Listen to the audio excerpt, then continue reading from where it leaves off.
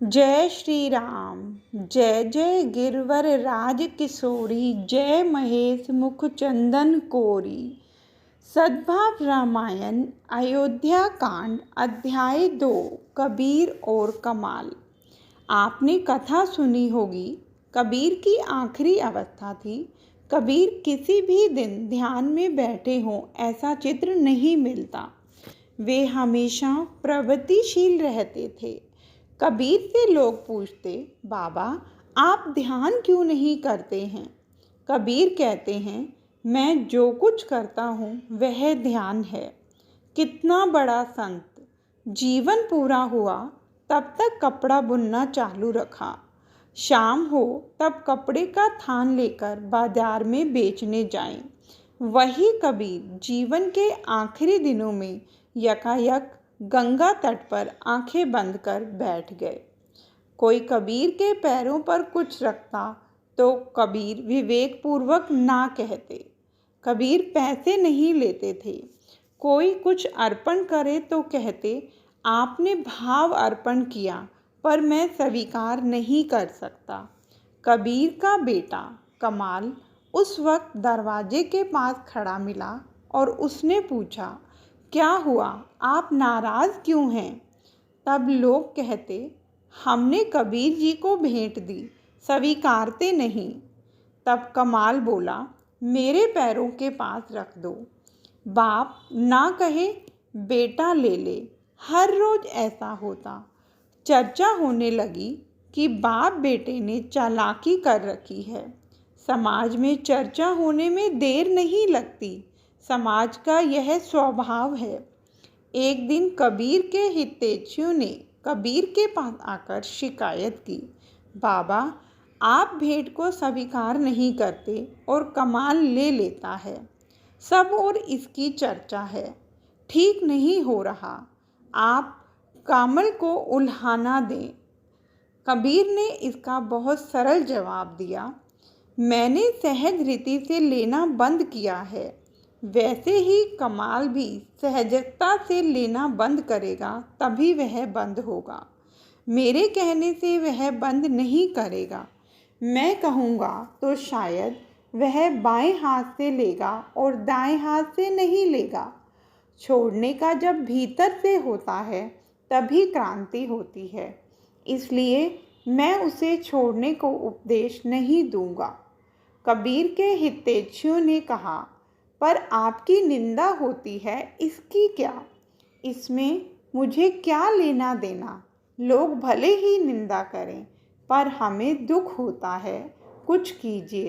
एक काम कर सकता हूँ, कमाल को मैं अपने से अलग कर दूँ, फिर तो लोग आपसे कुछ नहीं कहेंगे ना। कमाल को बुलाकर कबीर ने कह दिया, तू मेरे साथ नहीं रह, यहाँ से दूसरी जगह चला जा। कमाल ने गंगा तट पर अलग कुटिया रची, पर इससे तो और ज़्यादा चर्चा होने लगी। लोग कबीर के पास जाएं और कमाल के पास भी आएं। एक दिन काशी का राजा कबीर के पास आया, भेंट रखी। कबीर ने कहा, मैं भेंट नहीं लेता, मुझे इसका क्या उपयोग? राजा से मंत्री ने कहा, महाराज वह तो ना कहता है पर उनका बेटा ले लेगा। चलिए देख लीजिए। उन दोनों की तो मिली भगत है। राजा और मंत्री कमाल की कुटिया में गए। कमाल बैठे थे। राजा ने हीरे की भेंट रखी। कमाल ने पूछा, क्या है? राजा ने कहा, हीरा है। कमाल ने कहा, कुटिया में रख दो। कमाल ने हीरे को हाथ नहीं लगाया, झोपड़ी में रखवा दिया। राजा को आश्चर्य हुआ, इतने सारे हीरे और कमाल ने तो देखने का भी कष्ट नहीं किया। मंत्री ने कहा, राजा जी यही तो होशियारी है। यहाँ से हम जाएंगे, उसी वक्त गिनकर यथास्थान रख देंगे। यह तो प्रभाव डालने की युक्तियाँ हैं। यह तो बहुत होशियार आदमी है, इसलिए तो उसका नाम कमाल है। मंत्री और राजा चले गए। 8 दिनों के बाद फिर से परीक्षा करने आए। कमाल को पूछा, साहब उस दिन हमने आपको जो हीरे दिए थे उसमें शायद कुछ एक नकली हीरे आ गए हैं। उन्हें आप दें तो नकली हीरों के बदले असली हीरे रख दें। कमाल ने कहा, आपने जहाँ रखे हैं वहीं से ले लीजिए। राजा ने कहा, क्या अभी तक आपने लिए ही नहीं? कमाल ने कहा, नहीं, मैं तो भूल ही गया था। राजा और मंत्री ने देखा तो उन्होंने पहले जिस स्थान पर हीरे रखे थे वहीं पर पड़े हुए थे। राजा कमाल के पैरों पर गिर पड़ा।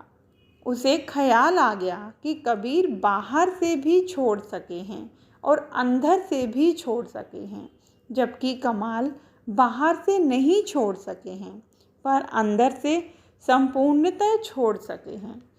मैं आपको यह कहना चाहता था कि कबीर को ध्यान में बैठे देखकर कमाल को आश्चर्य हुआ कि पिताजी कभी भी गंगा तट पर बैठते नहीं और आज यकायक आंखें बंद कर क्यों बैठ गए।